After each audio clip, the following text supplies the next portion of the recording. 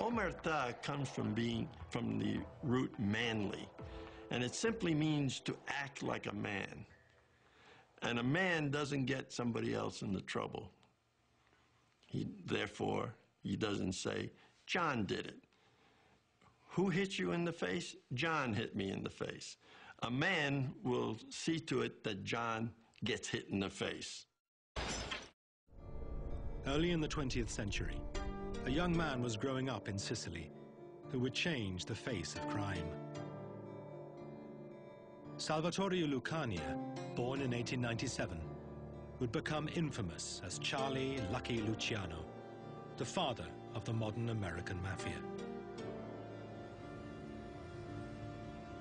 His hometown of La Cara Fridi was built on the hard and dangerous work of sulfur mining.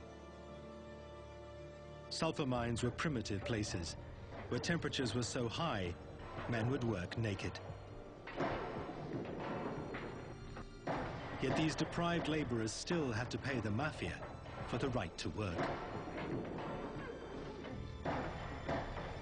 They were not alone. The owner of the mine would have paid up too. The mafia squeezed money from all walks of Sicilian life.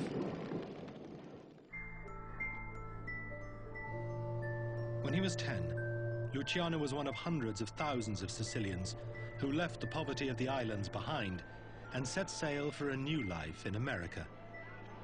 He soon drifted into crime. As a teenager, Luciano joined the notorious 5 Points gang, which also boasted Al Capone as a member. It was the age of prohibition. For 13 years, it was illegal to make or sell alcohol in the United States. Luciano and other bootleggers made millions supplying Americans with as much booze as they wanted. Salvatore Lucania started calling himself Charles Luciano. He gained the nickname Lucky and the scars on his neck when he miraculously survived a knife attack and beating. He presided over his criminal kingdom from a suite in New York's luxurious Waldorf Hotel. Here, he called himself Mr. Charles Ross. And he made it to the very top in 1932 with the killing of Salvatore Maranzano, then the most powerful boss in America. But the constant battles were getting in the way of business. If there were 3 Italian mobsters in the Italian neighborhood, it was an almost certain guarantee that at least 2 of them were going to try to kill the 3rd. And the 3rd was plotting against the other 2. So bodies would wind up in the streets. To what purpose? Luciano wanted the mafia families to bury their differences, not each other. We can't make money with guns in our hand, was his expression, the expression that I heard over and over again. We can't make money with guns in our hand.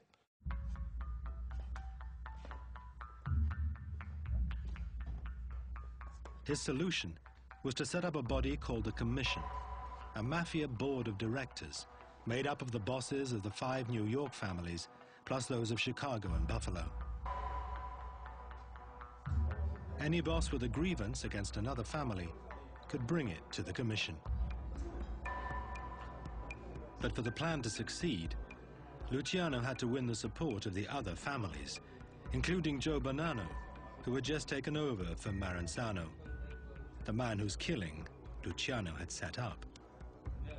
Because you got to remember, Luciano was an Americanized guy, so he talked that way. My dad always told me that Luciano talked just like those Americans. And he says, those guys are dead. I have no quarrel with you, and I know you don't have a quarrel with me. Therefore, past is the past, let's go on. Joe Bonanno backed Luciano's plan and joined him on the first commission alongside Al Capone. Luciano's conception was that he would meld Sicilian mafia mores, which formed a very tight organization with American business methods. That's basically what he came up with, a kind of amalgam that we came to know as American Mafia organized crime. With peace, the mob could concentrate on what it knew best, making millions of dollars from its control of illegal gambling, prostitution, and extortion. Small wonder life as a mobster seemed so attractive to many growing up in post-war America.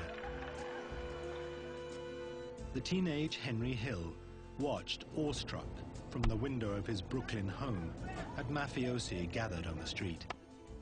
You know, and you see those Cadillacs and, you know, and guys in suits, big black suits, and diamond rings like the size of a quarter, you know, and beautiful woman. What the is this, you know? So I walked over that job, washing cars, sweeping them out, you know, just to hang out there. And that's how I, you know, started hanging out over there. It was exciting, you know? Hill would become a mobster with the Lucchese family. Another future gangster, Frank Culotta, was also in awe of the mobsters he saw as he was growing up in Chicago. Well, actually, I grew up into that world. The neighborhood I came from, they were all outfit guys, crooks, murderers. And I sort of looked up to them and idolized them. I used to shine their shoes. They'd give me, instead of a nickel, they'd give me $1. So, I seen a lot of money then as a kid, and they impressed me. So in my mind, I always wanted to be something like that. The ruthless discipline the Commission brought to the world of crime meant the power of the mob grew unchecked. In New York, places like the waterfront became synonymous with mafia control. It used its control of the unions and fishing companies to make millions a year. It did the same across the city in industries such as construction, in which the Bonanno family was involved. You construct a building, and you'd put in even just a 2 or 3 cent increase on the value of the cement that we use in that building, which could turn into millions of dollars.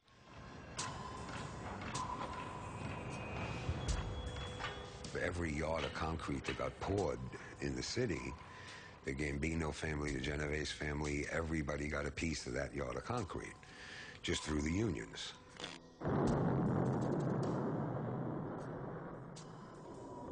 It wasn't just one little thing, but you multiply this by hundreds and hundreds and thousands of activities that were going on throughout the country, and you got a force to be reckoned with. In New York, the mafia seemed to have its finger in every pie. We ran the city, basically. I mean, we could stop a building from going up, or a movie being made, a show on Broadway. I mean, you didn't do it right. If you didn't do what the boss wanted you to do, you were either dead or you were out of business. It wasn't Freddie. For the most part, the authorities denied the existence of a national criminal organization. One reason was that the mafia was busy buying protection for itself. Bill Bonanno says he would meet corrupt police officers in a restaurant to give them their bribes. I had dinner at a little restaurant. I was there with 2 other friends. And we were sitting around, and they said, "You have a look of nostalgia in your face. What's up?" I said, I used to come here in the late 40s and the early 50s, and I turned around and I said, I used to sit in that corner back there. And I used to meet with a captain and 2 lieutenants from law enforcement. And one of them said, "Well, what were you doing here?" I said, "We were giving them their envelopes." Envelopes for what? To look the other way while we had the gambling, we had the horse racing, the bookmaking, and the numbers.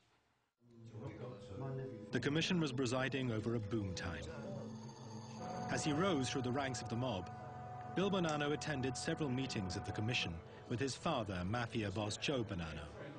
The commission boasted it was so powerful that it could even influence government.